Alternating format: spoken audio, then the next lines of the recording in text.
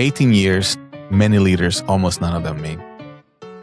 That's how long I've been leading Bravo. And you would think that I've been the same person throughout the last 18 years, but I haven't.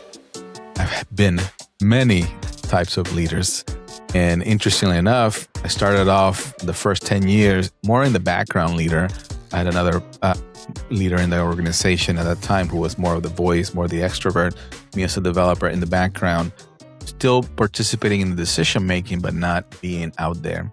Once we transitioned into that individual moved on and I took on more of a leadership, became the CEO almost 10 years ago, I became this, who do I need to be in order for people to take me seriously? And even until now, just past few years, trying to identify who am I. So it's what I wanted to share today is not about being that ideal leader for everyone. It's truly being about the person who you need to be and having that clarity of who you are and who you want to become is very important. Hi, I'm Gino Degregori, and welcome to the Kind Leader Podcast. Today, as promised, we are making the last episode of every month the letter of the CARES framework. Last solo episode, I think last month, we did an overview of the CARES walkthrough explaining each letter. So I promise a deeper dive, one per letter at the end of every month. And this is the number one, which is clarity. That's where the framework starts. And it's not a strategy. It's really about you. And as I was sharing with you a second ago, of this past 18 years, I've been many types of leaders because I felt like I had to, or I felt like I needed people to see me who I was supposed to be. But I have evolved and I'm still evolving. I'm still learning who I am and who I need to become for myself, not so much for the people out there, right? It's good to understand what the people around you and your strengths and weaknesses, which I'll talk a little bit about some of the tests I've taken and things that I've done to continue to learn about myself. But most importantly, it's what I've learned and what I needed to be for myself to become that leader, and especially that kind leader that I needed to be. Expanding a little bit more on the story here, I started Bravo 18 years ago, and I had a partner at that time, and I was mainly in the background for the first 10 years, just doing a lot of the back office operations. As a developer, I was handling a lot of the things that I needed to do to help build the company. And I was never I never liked talking, to be honest. I never enjoyed being out there like this. What I'm doing right now, still uncomfortable for me, right? I'm not I have to work to become and share my experiences, but it's getting easier for sure, right? From where I was to where I am now. But the personas that I had throughout the years have been interesting, right? So at first I was more in the background. When my partner moved on, I had to become that leader that I needed to be, that I thought people needed me to be, right? This CEO, and I had all the answers and I needed to have everything. And I struggled, right? I struggled because I didn't have all the answers, and I needed to be part of every potential decision and the different things in the direction. Then most recently, I realized of taking this test called the Predictive Index Behavioral Assessment. When I took it, it actually gave me, and funny enough, it took me less than 5 minutes, and it was a checkbox. Like maybe 100 or 50 to 100 items that I needed to check, right? Like whether you fit and all the different things. And I was so surprised and amazed at what came back. Within less than 5 minutes and checking just boxes, it gave me an answer of, yeah, you are a maverick. And it pegged me to it. Like it laid out everything and who I am, my strengths, my weaknesses. As a visionary, that's where I live in the future and the things that I need to do. And it told me that I'm not good with structure, rules, and governance. And doesn't mean I don't follow the rules. That just means that I thrive in other areas, right? And that when it comes to rules and structure and all that stuff slows me down. But what I realized by taking this test is I can bring so much value to my team I can bring so much value to the organization if I focus on my strengths, focus on becoming that person who I really am and want to be, right? And then surround myself with people that are helping the weak areas that I have, right? People that are able to implement the structure, drive the structure, and put some of the things in place. That was a big thing that I needed to learn, and it cost me a lot of time, money, because here I am, right, building the company, 10 years into it, 15 years into it, and thinking, yeah, I needed to be everything for everybody, and they didn't have that clarity. They didn't have that, right? And you would think, as building a company this long, I will have all the answers, and I haven't. Just most recently, in about a year or so, I've been learning better, being able to learn and have that clarity that I'm talking about of who I need to be, right? Because if you don't have the clarity, that really, and I had a bunch of imposter syndrome, right? And am I really that CEO? Am I really that leader that this company needs? Am I really that leader that the team needs or the customer needs to drive, right? Always had that question. And now I'm not saying I'm perfect. I'm not saying, but I feel like I'm in a better spot. And clarity disrupts the imposter syndrome. So the more you really dig deep into who you really are as a leader, start with as a person, right? Like, what are my weaknesses, and then look into from a leader perspective. What is the type of leader that I want to become? And you got to let go of what people think you need to be, and be that leader that you want to be. You feel it in your gut, you feel it in your heart, you're passionate about it. This is what I'm going to be. This is what I need to be. And start laying out your, not only the build the foundation, but start laying out the the structure, the path, the career path, right? Not just for who you want to be in your professional career, but this leader I'm talking about is all around. Right? Because the hardest thing you want to do is be a leader in the business and then go home and be a different person, right?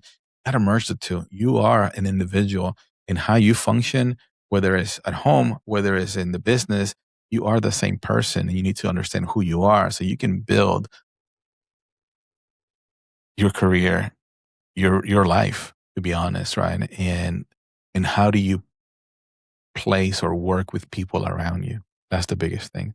And for me, letting go on this last year, really letting go of the vine is what I call as a leader, because of, I have great ideas, but given them, I don't do well with structure and processes. I don't want to say I've been holding back the company, but I've not allowed the company to breathe. And in the last like last year or so, I've seen that, right? Really sitting into that visionary seat has allowed the company to really thrive. As an example, right? I was just came back from a couple of weeks of vacation. And after 18 years, I don't think I've ever done more than 4 days out. And now I am off here 2 weeks. And because I've been able to let go and trust my team, trust the folks around me, and building a strong trust and relationship, things didn't, the house didn't burn. The business continued moving forward, and that's brings such joy to my life, to my heart, and as a leader, it's like, you know what, we are putting some great people in the right seats in the right bus here to lead this organization. And coming back to the clarity side, what changed to me is how I saw myself, having that clarity and removing that imposter syndrome, who I want to be. What is the impact that I want to create here, not only within my organization, but within my life, within my family, within my friends, right? And it was not so much a just changing, taking the test and then, flipping it. But for me, it came to not surprise, but it came to me in a way that, like, so much clarity. I'm like, this is who I am, and this is what I need to do. And I can go back, and I highly recommend you guys look into whether it's a PI behavioral assessment or other Myers Briggs and other things. Like, those are really good tests. Maybe not just one type, take multiple ones to see where you are, and really focus on your strengths, right? A lot of people say, oh, you got some weaknesses, work on your weaknesses. I think if I remember one episode of a skater, I think Olympic skater, he was saying that the minute he focused on his strengths and didn't work so much on his weaknesses, he was able to get the silver medal because of that. And coming back to me, that changed when I started looking into understanding the clarity on who I am as a leader, who I want to be, where is my passion, where are my strengths, and keep feeding the strength and building that. That changed a lot to me. It changed so much around me. And it helped me become that, I'm not going to get a gold or silver medal, but I will build, I am building a great leadership team and a great organization with amazing core values, and started all with clarity and really understanding. It took me a while, right? 18 years is not something that I learned this.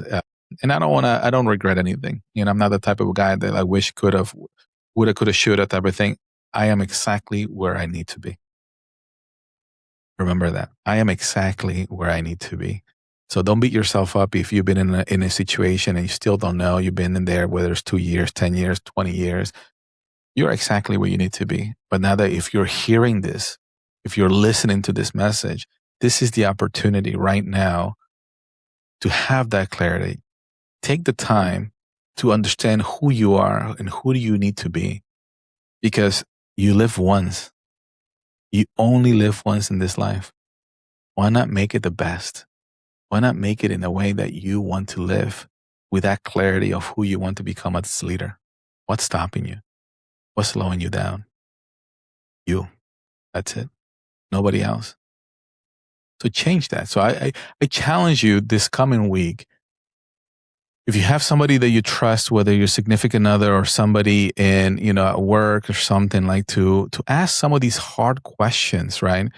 For example, what's one thing I do that makes your work harder? Ask that question to a colleague or a subordinate that you trust, and listen. Don't defend yourself. Don't judge. Just listen, because that is a beautiful perspective that you'll get. It will make you a better leader. Another question that I have for you is, I have been showing up as the person with all the answers. I don't have them all. Here's where I need you. And again, listen, right? You're talking to a subordinate or a colleague. Don't be afraid to ask for that help and that clarity, right? Because the more information you have from a different perspective, you become the better person. Again, I've talked about perspective, right? And looking at a number on the floor, I'm looking at a 6, you're looking at a 9. Until I go to your side, I won't be able to see that, your perspective. So the more perspective you have, the better leader you can become. And it's okay. You don't have all the answers. It's okay if you don't think you think you're at this level, and when the feedback comes back, you're really at that level. It's okay. Again, you're exactly where you need to be. And this is an opportunity for you to move up. The last question I have for you is, you should be asking this week is, when things get tense, I move fast and can talk over people. If I do that, call it. And again, these are 3 questions that you could ask. Maybe there's something else that you may want to ask to uncover feedback from people around you. And that's what you really are trying to do today, right? As this clarity is very important. You cannot lead others. You cannot lead teams. You cannot lead even your home if you don't know who you are as a person, your strengths, weaknesses, and invest the time to build that out. The assessment essentially gave me the words, right, to understand, Maverick and all that stuff, right? Saying them out loud made them real. I reflected on that days, weeks. I was like, wow. Although this test was less than 5 minutes, or assessment was less than 5 minutes, and it felt like just checkbox, it clearly laid out who I was, my strengths and my weakness. And I've been building that since then. And I've been able to really build towards not only becoming a better leader, becoming a better podcaster here within the Kind Leader podcast, everywhere around. And I'm really I'm always constantly asking for feedback. I'm always asking, like, how can I do this better? And like I started it earlier today in this episodes, solo episodes for me are very hard, because I'm talking to you directly and I'm not talking to somebody on the other side, kind of having a back and forth, because I love the creativity on the answers that people give me, and I just navigate. In here is just myself, hoping that I'm I'm saying the right things for you to listen. So I'm actually becoming a better, I would say, leader and podcast persona here and I'm learning every day. So I do appreciate you listening and constantly being part of this journey, this family.